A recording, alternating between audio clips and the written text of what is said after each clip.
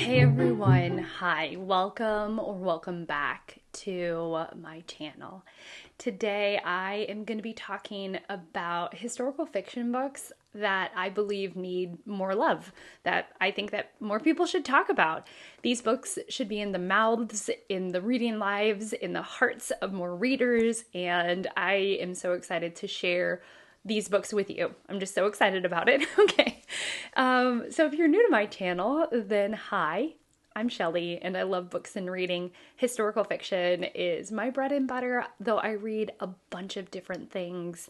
And I'm excited to share this list with you today. So if you're not subscribed, I would encourage you to do so. And without any further rambling on, let's go ahead and get into the meat of this video. So when I say nobody's read these, it's of course very contextual to me.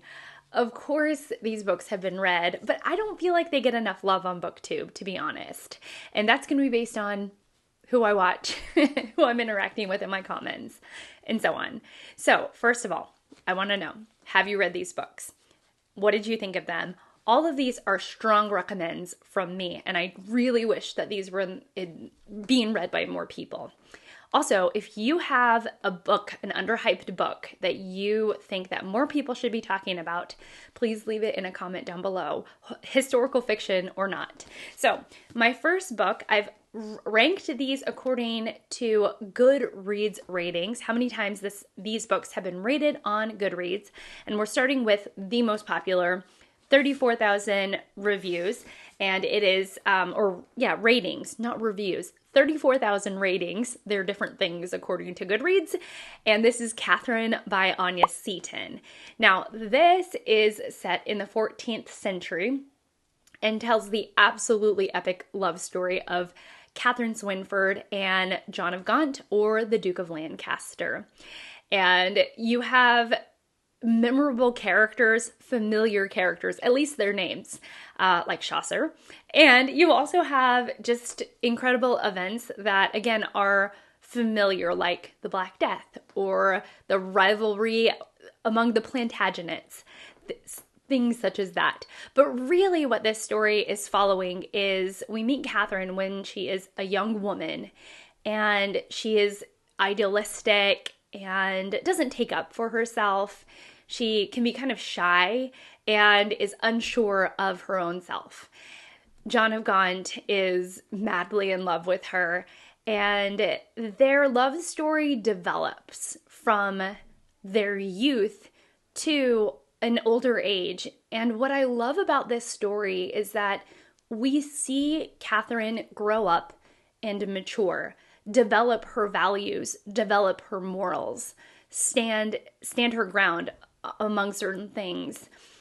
I feel like this is for fans of Jane Eyre by Charlotte Bronte, because you really do have a character that is thoughtful, a deep thinker, that religion plays an incredibly important role in her life, and the love that she has for the man in her life grates against those morals, challenges those morals.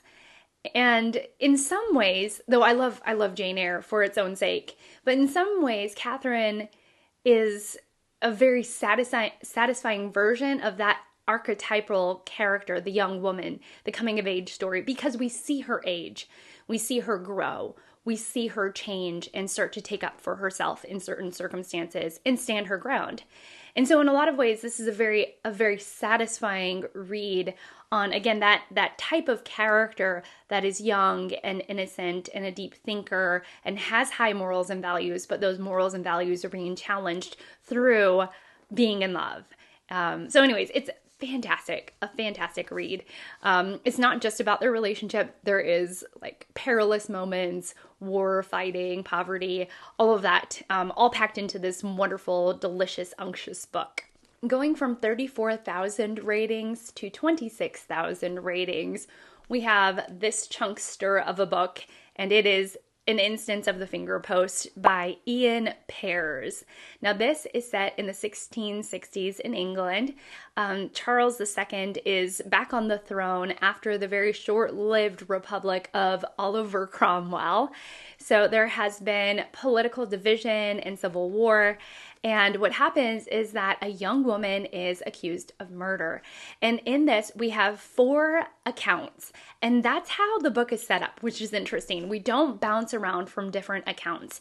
We get one account, then a second account, then a third account, and then a final account of this woman and her accusations.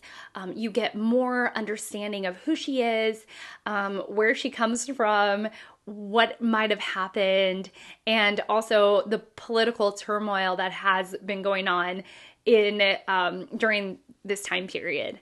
Now, what's interesting is that as I was reading it, I think it's the second account, we are in the mind of a man who is mentally unstable. He is quite off his rocker, so to speak.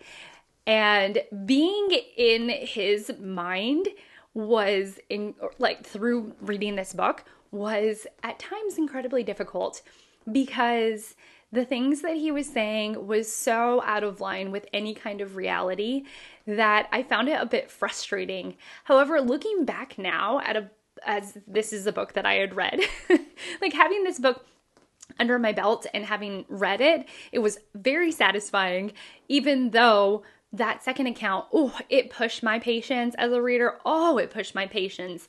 But by the end of it, there is this incredible picture of this miraculous and amazing story that unfolds in a very unique way. And so I just found it incredibly compelling, very readable, even if at times I was like, I can't stand some of these characters. And it just, a really unique reading experience. Our first World War II book. And it is one that is bumped down to 13,000 ratings. A book that I finished rather recently, and it is The Mistress of the Ritz by Melanie Benjamin. Now, this tells the story of a marriage between the American woman, the Spitfire, a woman with so much insouciance, it's basically pouring out of her, Blanche Azello, I think is her last name, and her servant-minded, meekly mannered husband, Claude, who is the manager at the wonderful and incredible hotel, the bougie hotel, the Ritz. And we see their cultural differences through their marriage, what brought them together in the first place, what attracted one to another in their early relationship, the strain on their marriage, the untruths that were told to one another in their marriage that's causing a divide.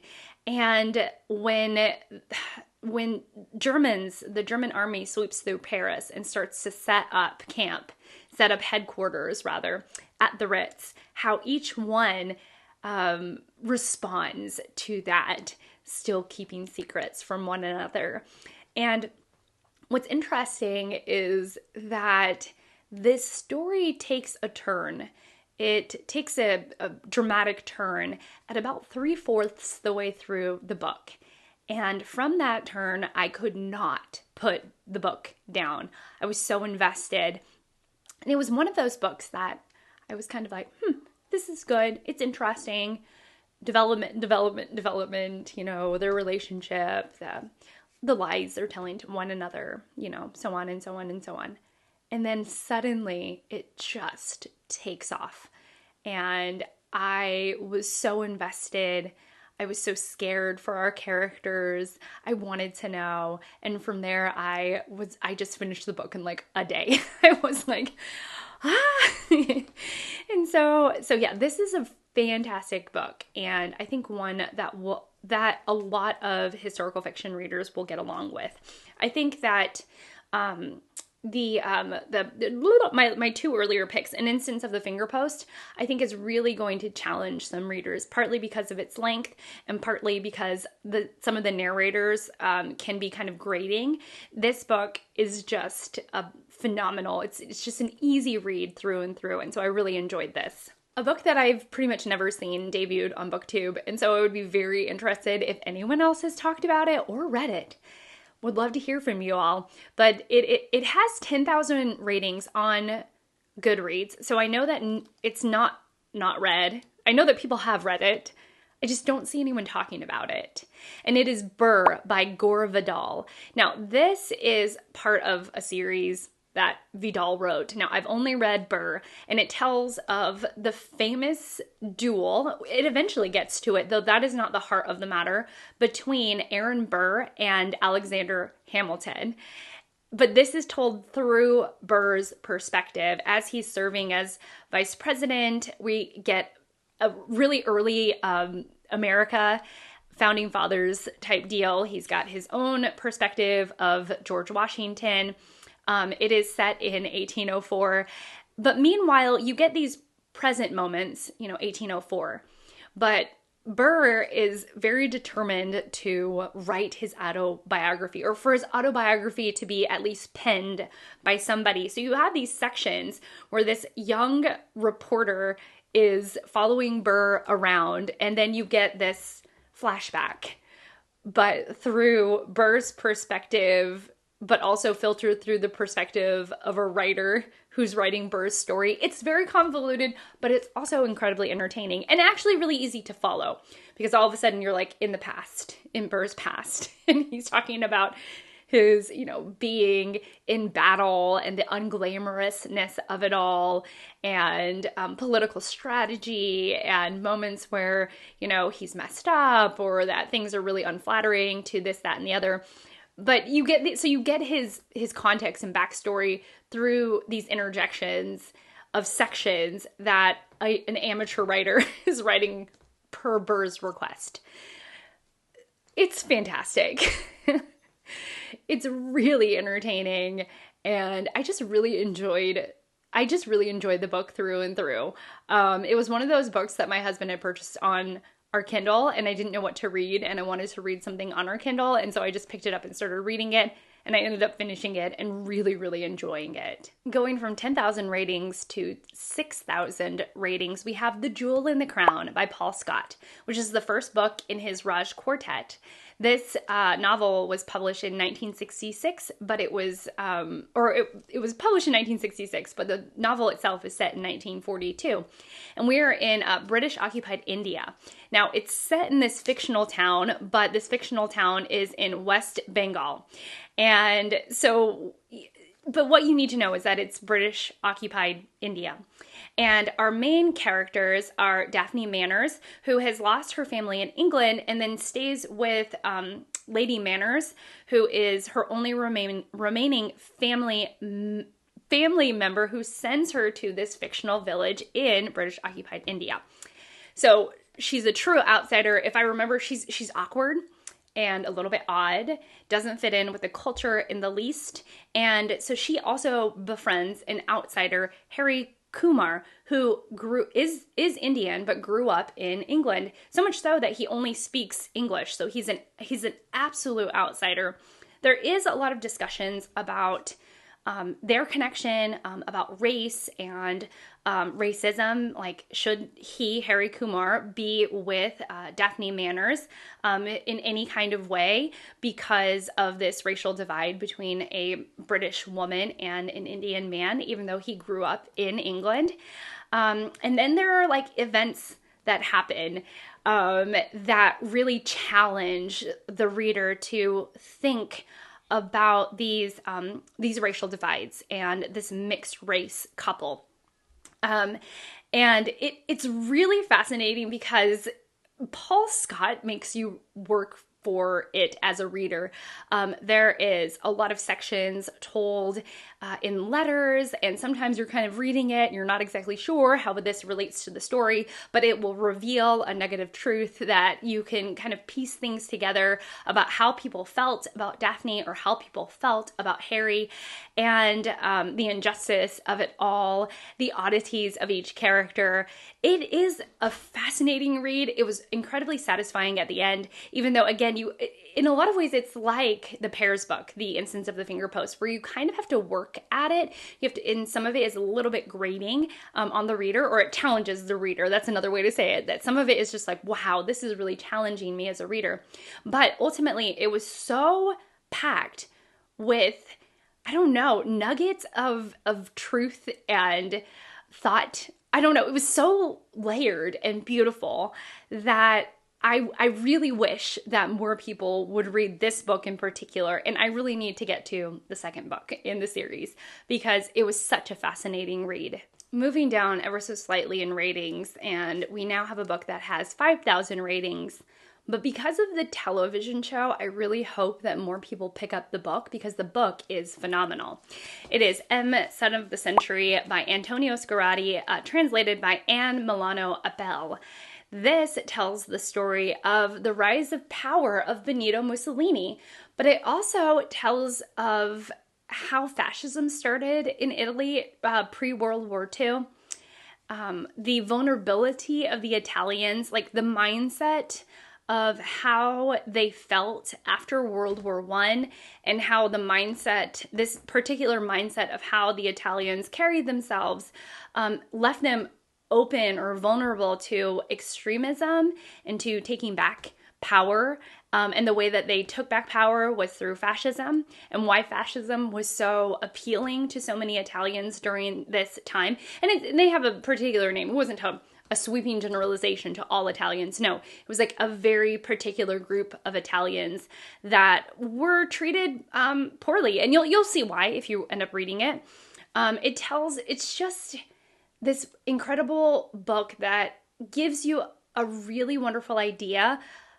Not even just, it gives you the historical and political context of what Italy was going through that made them vulnerable to someone like Benito Mussolini, and how how Benito Mussolini claimed power over Italy. And it's just fantastic. It also paints Mussolini in a very realistic light, in that he's imperfect. He can be a sniveling idiot at times. The way that he controlled the media that gave him more power.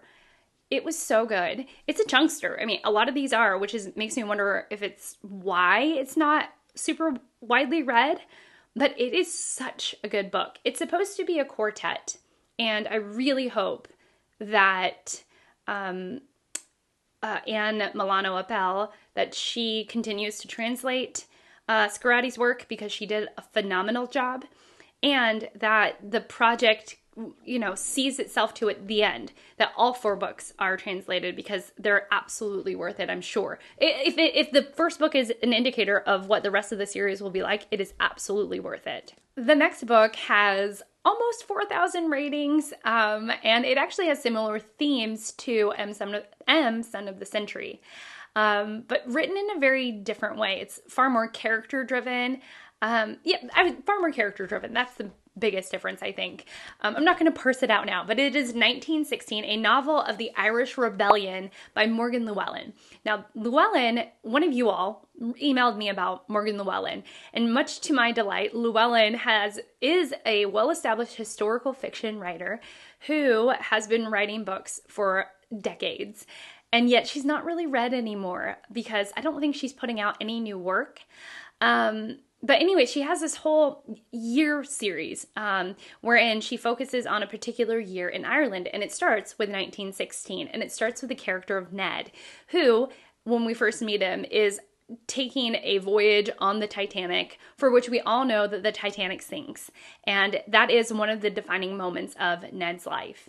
He is sent to a school in Ireland where he learns more about his Irish background and the way that he feels towards the English.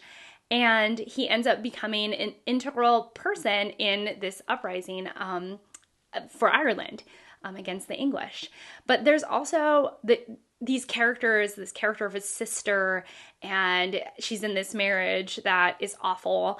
And there are all these different characters and connections that he has. And so you're following a rather large cast of characters and how the uprising affects each one of them. So, the reason why it's like an M Son of the Century is that Llywelyn does a great job painting a very understandable picture of how the Irish felt in their own country as citizens in this nation that they felt was constantly being stomped on by the British, and the way that they felt like they needed to take back some of their power. She just does a great job. It's good. And it's really, again, it's a lot more like character driven. There's a lot more like domestic relationships. Whereas M, Son of the Century, it's like almost all political intrigue. Great. I mean, fantastic book. But that's the difference. It's like all of the characters are painted in this way that's political and militant and military based extremism, all of that. But this is, again, there's these moments where they're at home and having tea and discussing different things and different relationships and the connections that they have to one another. So it's more like down to earth in that way. The final book on my list is one that I finished incredibly recently, and to my surprise has the lowest ratings. Not the least amount of ratings. It's actually an average of a 3.98 on Goodreads. So it's a 4-star rating on Goodreads. But there's only like 2,400 reviews or ratings. Only 24 people have rated this book, okay? It is The Duchess by Wendy Holden. I read this on my Kindle, and this is the story of Wallis Simpson, who was a twice divorced woman who married her way into the British royal family. And I know how I feel about Wallis Simpson. She was manipulative and conniving. I've known her to be, what I know about her is that she was a Nazi sympathizer. And so I know her as a rather vile character. But what Wendy Holden does is she's like, whoa, whoa, whoa, hang on, Shelley. She literally spoke to me, was like, hang on, Shelley, let's rethink this. Let's think about a woman who was maybe manipulated, maybe coerced in a way. Maybe she didn't want the British royal family life, and in many ways she didn't have a choice in it all, that she was loving and had these talents that not everybody had, and that life just dealt her a really tough deck, tough hand rather. And so it's absolutely fantastic. So this is definitely set pre-World War II. There's not really much about the German occupation or anything like that, but we have characters like Coco Chanel and Coco Chanel and Coco beyond Coco Chanel.